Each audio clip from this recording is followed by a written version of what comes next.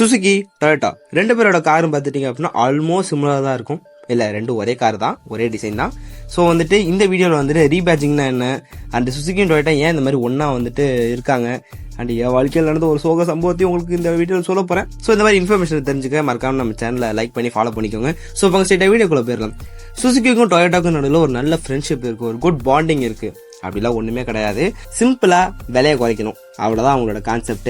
இப்போது சுசுகி வந்து ஒரு 5 டிசைன் பண்ணுறாங்க அப்படின்னா ஒரு டிசைனுக்கு 1 கோடி 1 கோடி 1 கோடின்னு செலவு பண்ணாங்க அப்படின்னா அவங்களுக்கு டோட்டலாக 5 கோடி ஆகிடும். அதே மாதிரி டொயோட்டாவும் ஒரு டிசைனுக்கு 1 கோடி 1 கோடின்னு செலவு பண்ணால் 5 கோடி ஆகிடும். இப்போது சுசுகி ஒரு டிசைனை கண்டுபிடிக்குது 1 கோடி போட்டு, இந்த டிசைன் அப்படியே தூக்கி டொயோட்டா கொடுக்குது.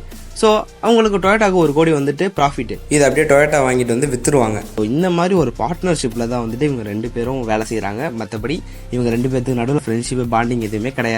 சிம்பிளாக விலையை குறைக்கணும். ஒரே மாதிரி காசு செஞ்சு விற்றாங்க அப்படின்னா மார்க்கெட்ல வந்து நல்லா புழக்கமாகும், மக்கள் வந்து நல்லா வாங்குவாங்க அப்படிங்கிற ஒரு நல்ல எண்ணத்துல தான் 2 பேரும் பார்ட்னர்ஷிப் போட்டிருக்காங்க. இவங்களோட பார்ட்னர்ஷிப் ஆனது 2019 வந்துட்டு இவங்க சைன் பண்ணாங்க. 2016 யோசிக்க ஆரம்பிச்சிட்டாங்க, பட் இம்ப்ளிமெண்ட் பண்ணது 2019 தான். பின் குறிப்பு, பெலினோ தான் வந்துட்டு முதல்ல வந்த காரு, கிளான்ஸா அடுத்து வந்தது தான். ஒரு எக்ஸாம்பிளுக்காக கிளான்ஸாவை முன்னாடி சொல்லிட்டேன்.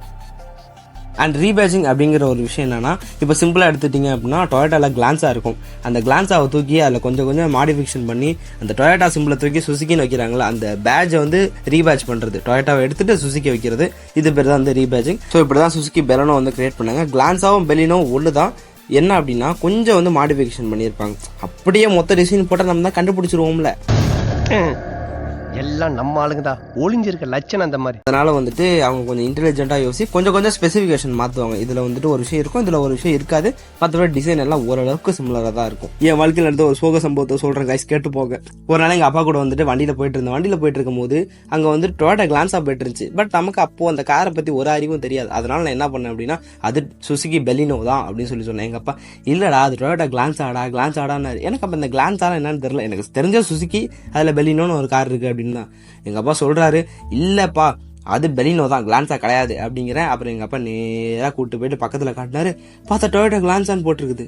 ஸோ அப்படி ஒரு பயங்கரமான நோஸ் கட்டை என் வாழ்க்கையில் வாங்கிட்டேன் கைஸ். ஸோ எத்தனை பேர் வந்துட்டு டொயோட்டாக்கும் சுசுகிக்கும் டிஃப்ரென்ஸ் தெரியாமல் நோஸ் கட் வாங்கியிருக்கின்றதா மறக்காம கமெண்ட்ல சொல்லுங்கள். தேங்க்ஸ் ஃபார் வாட்சிங்.